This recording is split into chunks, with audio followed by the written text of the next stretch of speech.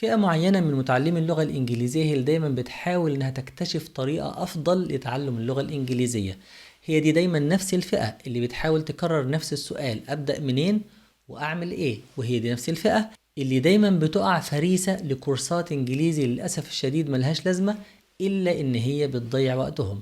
وهي دي نفس الفئة اللي بتقعد تحاول مرة وبعد كده توقف وتحاول تاني وتوقف لغاية اما تيأس وتحس ان الموضوع ملوش اي حل. الفئة دي يا اخوانا بيجمعها كلمة واحدة بس، الكلمة دي ممكن تكون مفتاح الحل للكورس اللي هم بيدوروا عليه، وممكن تكون هي الطريقة او البوابة اللي هتوصلهم للطريقة المعينة اللي هم نفسهم يوصلوا لها. والكلمة دي ببساطة هي الوقت. الوقت مش علشان هو مستعجل ولا حاجة، لكن علشان هو عايز الانجليزي حقيقة علشان يحقق بيه هدف تاني. واحد عاوز يعدي امتحان الايلتس عشان يسافر بره، والتاني عنده انترفيو وعايز وظيفة احسن او عايز يعلم من وضعه الاجتماعي. فعشان كده مش طبيعي انك تقعد وتملى دماغه بقواعد كتير ملهاش فايدة او كلمات كتير ملهاش لازمة او كتب كتير يقعد ويتعب على ما يقراها او حتى يلاقيها. الفئة دي عايزة اجابة واضحة، وعلشان كده القناة هنا معمولة للفئة دي وبتركز جدا جدا معاهم. ويمكن احنا قدمنا اكتر من منهج لدراسة اللغة الانجليزية للناس اللي متابعة معانا، ولكن في سؤال بدأ دلوقتي يتكرر ممكن يكون عكس الأسئلة اللي فاتت، وهي طب ما المناهج كتير، نختار مين ونبدأ ازاي؟ وانا عاوز اكون صريح معاك ومش عايز اعمي عليك. والنهارده اعتبر ان احنا ان شاء الله، والكلام ده يمكن قلته للناس اللي متابعينا على القناه بتاعتنا على التليجرام، وهسيب لك الرابط بتاعها تحت لو عايز تشترك.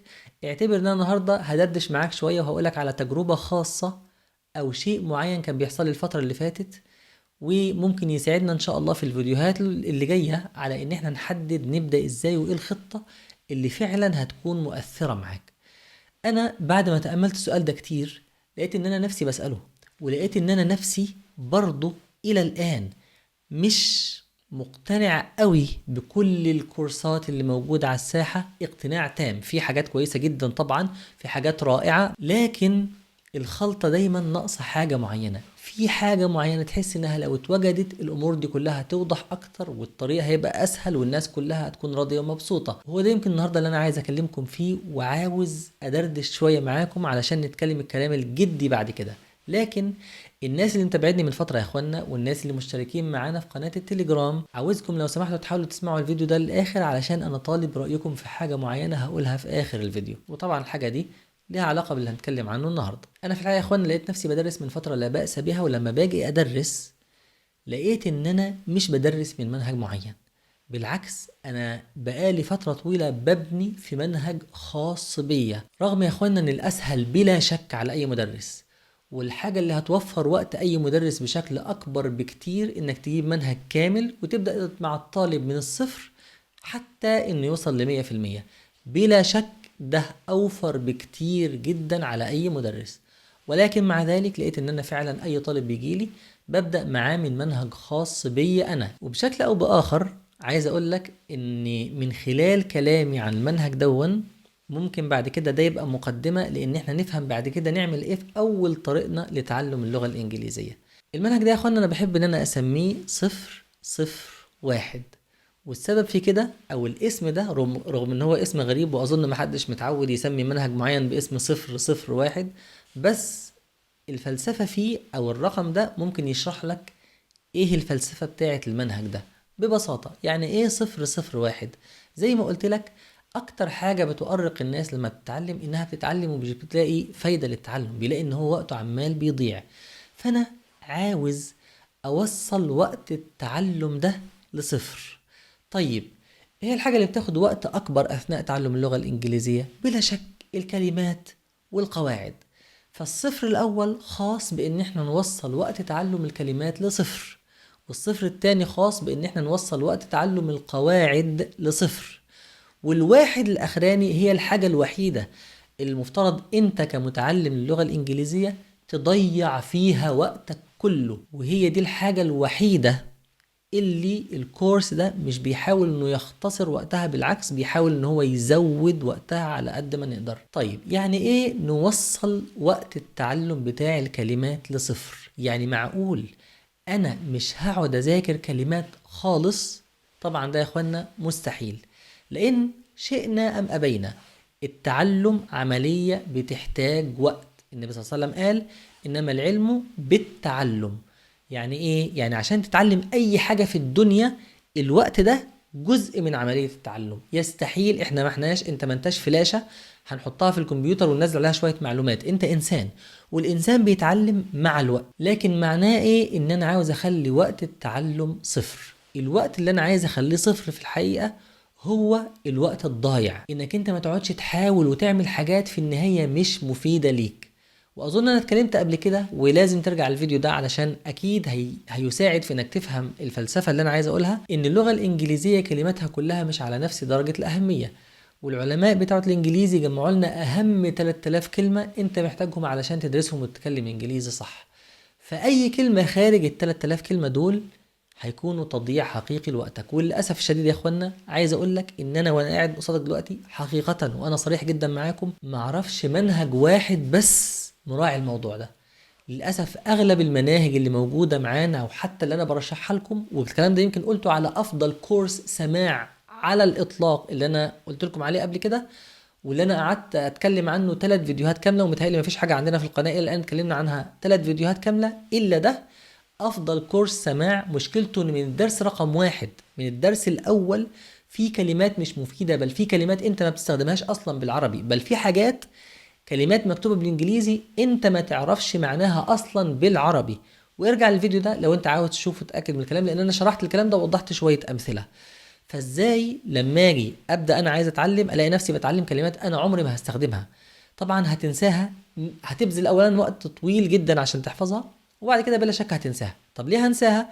لاني مش هشوف حد بيستعملها قصادي، ولا نفسي هستعملها. كلمات مش مفيده. على العكس لو حفظت ال 3000 كلمه دول، حتى لو قعدت وقت طويل، يعني ممكن اديك 10 كلمات تحفظهم انت في يوم، واحد تاني يحفظهم في اسبوع، وواحد تالت يحفظهم في شهر، مش مشكله.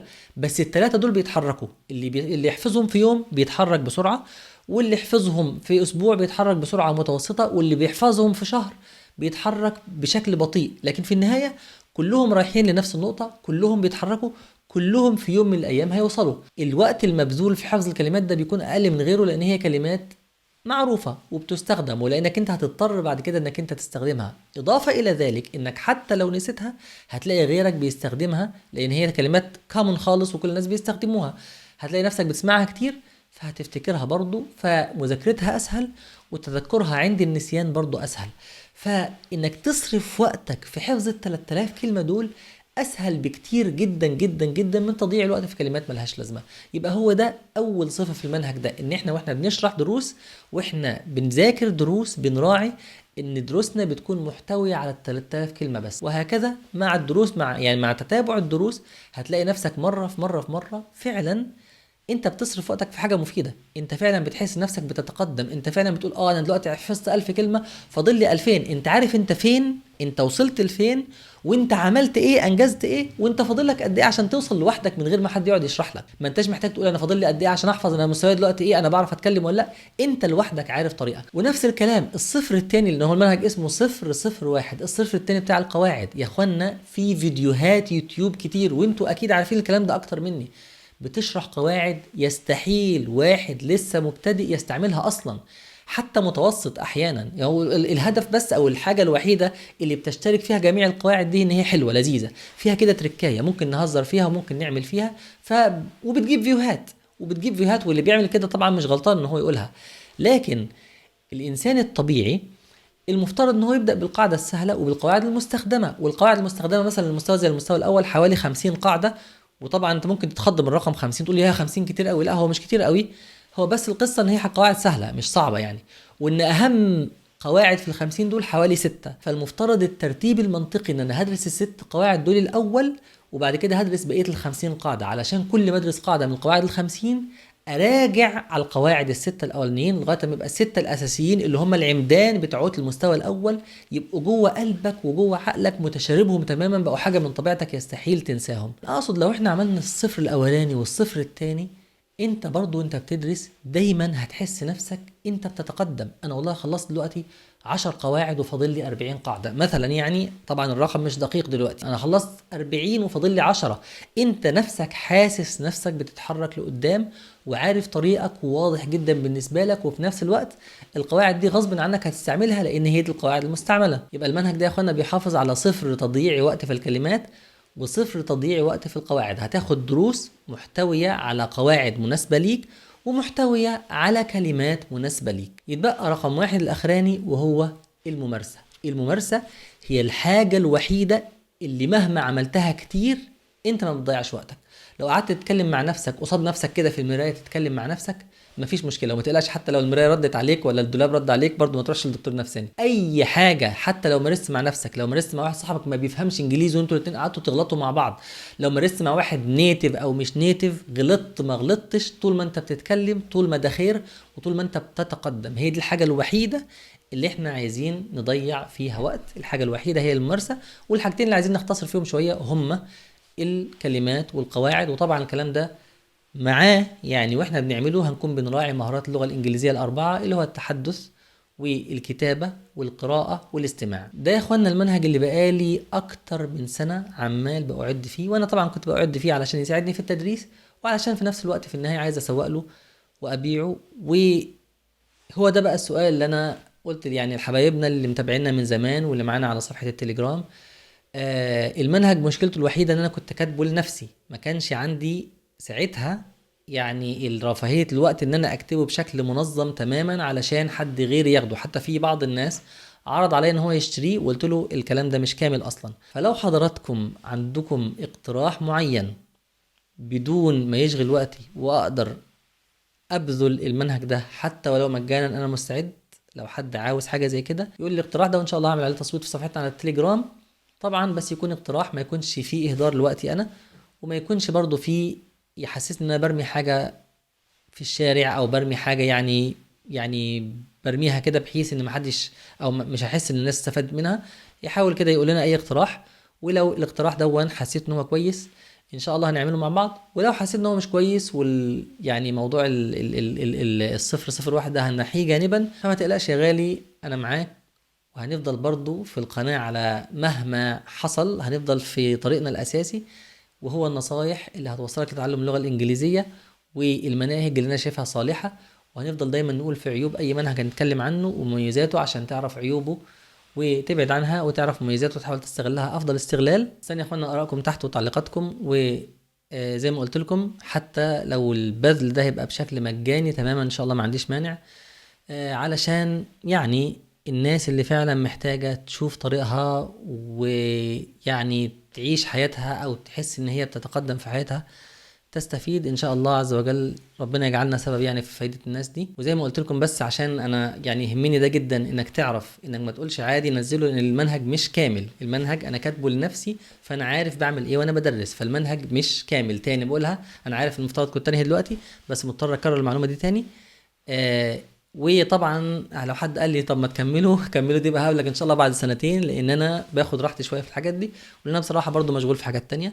فانا عايز افكار ابداعيه كده. وجزاكم الله خير. والمرات الجايه ان شاء الله اللقاء الجاي واللي بعد الجاي ويمكن اللي بعدهم كمان هيكون عن برضو موضوع المناهج وموضوع التعليم وهكذا غالبا ان شاء الله، لغايه ما نحل المشكله دي تماما تماما تماما، ومحدش يعني يكون عنده اي نوع من انواع التساؤل او حاجات الغامضه في موضوع المناهج وابدا منين واعمل ايه في اول بدايتي مع الانجليزي. لا، الموضوع ان شاء الله هنحله مع بعض وهنجاوب على كل الاسئله. وبرضه لو عندك سؤال اكتبوا لي تحت او حتى اكتبوا لي على قناه التليجرام وان شاء الله هرد عليه بلا شك يعني، سواء في الفيديوهات او في التعليقات. واشوفكم على خير ان شاء الله. السلام عليكم ورحمه الله وبركاته.